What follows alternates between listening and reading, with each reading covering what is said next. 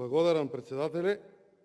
Колега Панчо Минов, вака човек кога ќе ве слуша, ќе мисли дека презентирате некое ново врвно достигнување, но мора да ве подсетиме дека вие презентирате кризни мерки за граѓаните во државата.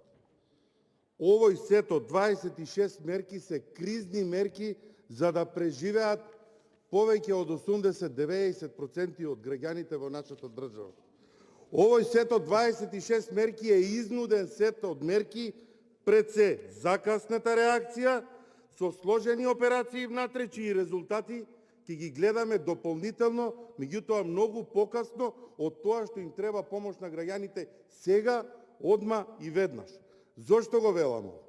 Доколку сакавте да излезете во пресрет, уште од 28 февруари ВМРО ДПМН и коалицијата излезе со предлог на мерки кои што колку толку ќе го намалеа тој ценовен шок и гужвите кои што се случуваа пред бензинските пумпи. Ако го прифативте законот за ДДВ и намалувањето во тој на сите прехранбени производи, во тој момент тој ценовен шок и она што се случува во државата ќе беше стабилизирано и немаше да има потреба веднаш од тоа замрзнување. Сега, во овој момент, промовирате на голема врата законски решенија, повторно ќе кажам, кои што се кризни, изнудени решенија за да преживеат на апарати граѓаните во нашата држава. ДДВ-то покрај храната од 5% на 0. Тоа беше предлогот наш. Зошто не се прифати тој предлог веднаш, па потоа да се модифицира и да се додаваат сите други работи? Знаете што е многу интересно? Проблемот е што вие сте знаеле за кризата, не директно вие, меѓутоа владата, но ништо не преземала. Државата е во економска криза уште пред оваа криза која што ја имаме. 4 кризни состојби имаме во државата прегласени.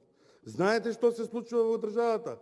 Најлесно е на владата да прогласи кризна состојба и потоа сама, без да дојде и да даде отчет пред граѓаните и пред пратениците, да си ја делегира надлежноста на владата и тие 4 кризни состојби, а сега и со ова законско решение министерот да одлучува кои прехранбени продукти ќе бидат тие што ќе бидат офатени и ќе имат 0% ДДВ и до која ќе трае таа мерка, тоа е едноставно избегнување и начинот на работа, затоа што со овие 4 кризни состојби тендер немате направено во државата. Све е сведено на договор во 4 очи. Тоа го детектира и Европската комисија во нејзините извештаи. Имам уште многу да кажам на темава, но кратко е времето.